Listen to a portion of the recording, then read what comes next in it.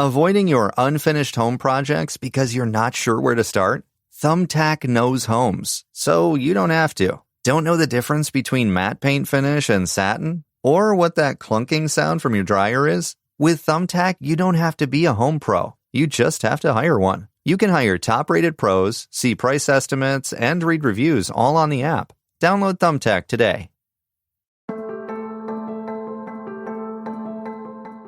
Hi, everybody. Sharyl Attkisson here. Welcome to another edition of Full Measure After Hours. Today, we examine the Trump administration pledge to fire federal workers who refuse to come back into the office.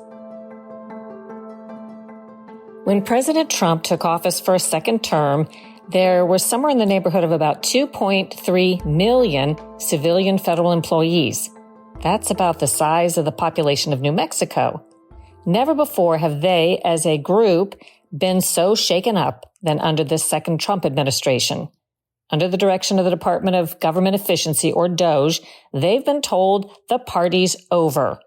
But some insist there never was a party to begin with, and that the downsizing is going to have disastrous results. In today's podcast, we will hear a view from Randy Erwin, president of the National Federation of Federal Employees. This is a union representing about 110,000 federal workers nationwide. He is obviously against the idea of downsizing the federal workforce. And I will say up front, some of the facts and numbers that he gives in the interview are disputed by the other side. But here is his take on President Trump's back-to-work orders and mass firings.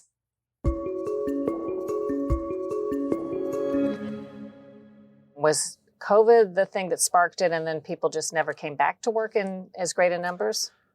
I think that's not the start of the story. The start of the story is when people started having access to laptops and internet at home. And then after 9/11, telework became a very high priority of the Bush administration, a Republican, so that in case of some national emergency, we could still continue government operations. And that kind of got the ball rolling for telework in the federal government. Certainly, that continued through a couple administrations. We had the COVID pandemic, which was really tested our ability to have telework. Virtually overnight, the federal workforce was sent home. But it was really a success story because our government continued to operate. There were a few bumps in the road, but overall, the continuity of our government continued, and vital services to the American people got delivered. Is it true that after COVID, the number or proportion of workers doing telework increased? Oh, absolutely. Yeah. There was a soft ending to COVID, and it varied quite a bit by location. But what's important, the people need to know that they have been misled about the problem of telework in the federal government, because they have been said. It was, said by Trump, said by members of Congress, that only 6% of federal workers are coming to work. That's nonsense.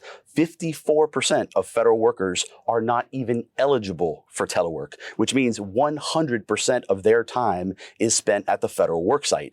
There's 37% of the federal workforce, a minority of the federal workforce, that both has a federal worksite and is eligible for telework. And in that little subset, they're spending 61% of their time at the federal worksite. And overall, there's less telework in the federal government than in the private sector. So it is very much a made-up problem that federal workers aren't coming to work. That's nonsense. We'll ask them, but do you know where the 6% figure comes from that they're citing? I do not. Do you think the heart of some of this is jealousy? People in private industry that maybe aren't allowed to work at home, or imagine that federal workers aren't doing as much work when they're at home, just don't like that idea? It's a shame that it's a political issue. I think anytime, there's a lot of talk of how big is government, and that's legitimate debate. How big should our government be? How much should we be spending on these services? There's nothing wrong with that. But, for the folks that want less government, less spending, lower taxes also, right? it turns into just a criticism of federal employees no matter what. They will not say anything good about federal workers, no matter how good a service they provide to people or at good value. And so, any little thing that they can harp onto that makes federal employees seem lazy or what have you, those stories have legs, and so people get the wrong idea. But there are very much people perpetuating these falsehoods to make federal employees seem lazy when overall that is not the truth. They're dedicated workers. As more federal workers have worked at home, I know there was no model for this. Sure. But we haven't seen a correlated amount of sort of shrinking of real estate, for example, because there are stats that show office buildings, federal and private, real estate is more empty now. Spaces are more empty. Certainly where I work, that's the case. There hasn't been a commensurate downsizing of the space, which could save money. Sure. What are your thoughts about that? Well, it's funny that people want to bring federal workers back to the work site to save money, because that does the exact opposite. Because it costs money to put somebody in a cubicle and turn on those lights and turn on the air conditioning and everything like that. So what really should have happened is when we learned that so many federal workers could telework effectively, there should have been a re-regulation of how much federal office space is used. They should downsize those offices and actually save the American taxpayer money while allowing only those who can effectively telework, allowing them to continue. That's a good point. I think all of us know people who can be effective working at home, and we all probably know people who couldn't be. Right. And we wonder how the federal government discriminates or figures out, are they getting the best and the most of a worker who's not coming into the office regularly? Absolutely. The American taxpayer deserve to get the services that they're paying for. But again, when they put out statistics like only 6% of the federal workforce is coming to work, it seems like virtually nobody's coming to work, but 81% of federal work days are spent in the office overall, 81%. So really, those who are not effective at telework have come back into the office by and large. For those who are more efficient at telework, they're continuing to telework. But what are they doing now? They're saying, in the name of efficiency, we're going to say, stop being efficient at home, get in your car, drive in here, and be less efficient in a federal workspace what taxpayers are having to pay for. That makes no sense. As we sit here, I believe the number was something like, tell me if you know a different number, 75,000 government employees have taken advantage of an offer, sort of a buyout to leave their jobs and get an 8-month paid vacation. What are your thoughts about this whole process? It's terrible for our country. It was, in our view, a bad deal for federal employees. Our recommendation was, people got to decide for themselves, but our recommendation is don't accept it. The way you described it is not really what it was. The offer, the way it was kind of billed publicly was, it's like an early resignation and you essentially get to be home till September 30th. That's not what the contract really said. So people are probably going to have to continue to work to that day, those people that accepted that. There's also no protection from a reduction in force. So, the whole thing was a threat. If you don't resign, then there's going to be a reduction in force and you're going to be fired. So they were under duress, under threat of being fired. But even if they accepted it, even if they accepted the deferred resignation, they can still be riffed. They can still be let go. And so it wasn't a good deal. And that's the deal with that. Could you explain a little more what the contract said that could keep those people who took advantage of it, could make them have to keep working or coming into the office for some time? I don't have the exact verbiage, but the gist of it is there was no guarantee that you're going to be put on administrative leave. Because some people, why would some do it? Some people might say, okay, well, I can get paid for 6 months. I can go work another job or go on vacation or whatever you want to do, spend more time with your family, whatever it is. But there's a big difference between that and having to continue to work until that resignation date.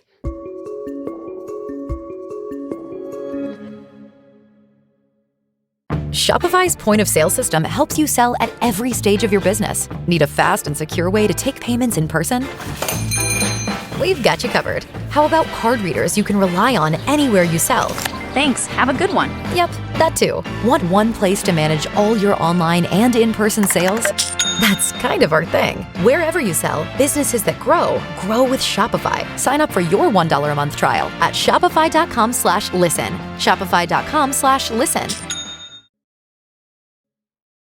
What do you foresee in the next 4 or even 10 years as a result of what's going to happen in the next 4 years if government is significantly downsized as this administration says it intends to do?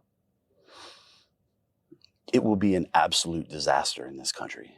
It really will be. People do not understand the critical services that our federal government provides. We've got 2.2 million federal workers. That number has not grown in 50 years. So it's another fallacy that our government is so big in terms of the number of federal employees. It has not grown. Our population has grown. The scope of what government does has grown, but the number of federal workers has not. They've been squeezed and squeezed and squeezed over the years. But I'm really worried. We just can't provide the services. It'll take 10 years to get a passport.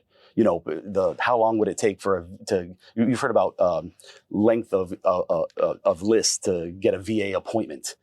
If we lost 75% of the VA workforce, we would no longer be making good on the promise to care for our veterans in this country. Our military will not be ready. Our homeland security will be compromised. We will not have safe air travel. We will not have clean water, safe food, safe air travel. The list goes on and on. You can't have those kind of cuts and have even a semblance of the services that are done for the American people. And even if they change course, they have done permanent damage already by politicizing the federal workforce. I mean, for over a century, we have had an apolitical federal workforce, swears an oath to the Constitution, to uphold the Constitution and serve the American people. And now they have learned that they can be threatened. And if you can be threatened and you can insert politics into the successful functioning of our government, they are no longer safe. People used to think, well, if I get a federal job, that comes with some protections, comes with some job security. That's another one. Job security is gone in the federal government now. So all those people that would be federal employees, and it's costly to recruit and retain a federal employee. A lot of people are just going to say, it is not worth it. I don't want to go there, because right now they're seeing people be fired for just doing their jobs. This is not a key point that I was going to focus on. I'll mention it. You're the expert. I'm not. But I thought I heard President Clinton or someone in the Clinton administration in a clip just in the past couple days sized the workforce at the time, which would have been the 90s, at something like 1.5 to 1.8 million, which would be smaller than it is today if it's 2.2. But yeah, well, I mean, it's been 25 years. Yeah, you said it hadn't increased in 50 there years. was. I mean, I have seen some clips recently of Clinton and Gore and their reinventing government initiative. And guess what? They reinvented government. Previously, we didn't have email. We didn't have electronic communications. You had a lot of clerks. You had a lot of paperwork. And that meant a lot of employees. And so that was an important initiative to kind of like move into the electronic era. But there is not a corresponding technological advance that allows us to do that, right, to do that sort of thing again right now. And so the things that Trump and Musk are doing are hitting at the heart of the services. They are cutting into the bone. There is no fat left to squeeze or cut from government. There's very little left. The things that they're talking about, 75% of the federal workforce will decimate services, and it's dangerous for our country. And I'm not trying to knock. I want to play devil's advocate and give the view that probably you're hearing or a lot of people are saying. I know they're awesome federal employees. Some of them are sources for stories that I do. They're hardworking. They're honest. Fantastic. We've all, though, been through the bureaucracy where we've seen inefficiencies. We know how long it takes to do something simple. We can't get things done. The idealized ideal of all this is we pare down the workforce. Those who are left are the hardest workers who want to be there the most, and they're going to be more efficient, and the streamlined process makes everything better. Is there any way to say that that's absolutely impossible? Well, that's definitely not what we're going to get from these initiatives. I mean, they sent out a deferred resignation offer to over 2 million federal workers, 90% or more. And so you're not keeping the most efficient, the highest producers. Those are the ones who can more easily find out work elsewhere. They're just trying to get rid of numbers. They're trying to break our government. They're putting a stick in the spokes. They're pouring sand on the gears. That does not make our government more efficient, and it doesn't help provide those services to the American people. If there's no way to change this course that it's headed, if there are lawsuits that try to stop it that don't work, what do you foresee in the next couple of years? What are you going to tell people are your predictions? I don't think that can possibly happen. I mean, we can see a reduction, a little bit of a percentage, but nothing in the neighborhood of 75%, because it'll change the way we exist in this country. We take so much for granted, but communities will burn to the ground. If we don't have enough wildland firefighters, that's a big one. In the Forest Service, we got layoff notices. There's about 20,000 people in the Forest Service. 3,400 got layoff notices yesterday, and it's just the first round. I was with these people. It was heartbreaking to talk to them and hear their stories. But if you just saw what happened out in California, the wildfire problem in this country is growing. It's the federal government, the U.S. Forest Service, that controls wildfire. If we lose 75% of that workforce, communities are going to burn to the ground. And people should be up in arms. They got to get the message that we got to stop it from happening. But once I think they see a few examples of how bad things get with these type of cuts, I think there's going to be outcries, and I think Congress is going to change course. I mean, Trump signed a big executive order, just this week, directing people to find directing federal agencies to go forth and do reductions in force, mass reductions in force. The first ones that they're doing are workers that are on probation. So of the 2.2 million, a little over 200,000 are probationary employees. And those are the first ones being laid off. They have the fewest protections of federal workers, because once you get up to 1 year, you're off your probation, your protections go up. But it doesn't change the fact that this is a mass firing, and we're going to start to see the effects of these kinds of policies. But I mean, we filed a lawsuit. It's completely illegal what they're doing. They're trying to follow Elon Musk and his Twitter firing model. That does not apply in the federal government. We have laws. There's a RIF procedure. It is spelled out in law. It is a regulated thing, and you have to follow that procedure. And an important thing is the Constitution. Following the Constitution right now, because Trump is he under Article 2, Section 3 of the Constitution, he has to faithfully execute the laws of this country, and he is flaunting the laws. He is not executing them at all, and that's why you're seeing so many lawsuits. Did you see this coming? Before he was elected, were you thinking if he's elected, this will happen, or is this sort of a surprise? Well, we got a taste of it in the first administration. And then a lot of the things that he's doing right now were spelled out in Project 2025. And during his campaign, he tried to distance himself from Project 2025. But at this point, a lot of things he is executing that, to the T. So we had we definitely had a sense, because we read that and we saw what was in store. Emergency meetings or anything? Yeah, it's been nonstop emergency meetings, but our membership is growing. Our membership, we've had more growth in the last 3 weeks than at any point in our history, because federal employees are feeling threatened. Yeah. We do feel like we have a righteous cause here, because our members, they care about the services that they provide. Okay. One part of the story that needs to be told is the impact on veterans, because 30% of the federal workforce are veterans. And if they lay off 75% of the federal workforce, they are going to be firing 500,000 veterans in this country. And I don't care who you voted for, that is not what the American people want, and it should be completely unacceptable.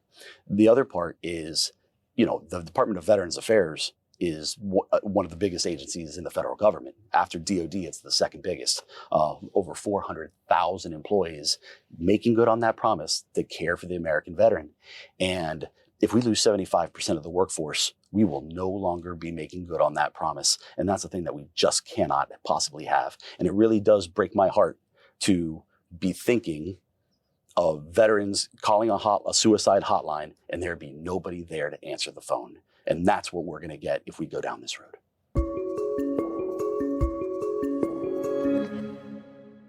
You can see this interview, but hear the entire story, which includes the other side and more information, on Full Measure, March 30th. You will also hear about how there are numbers and studies that do support that 6% figure at some agencies.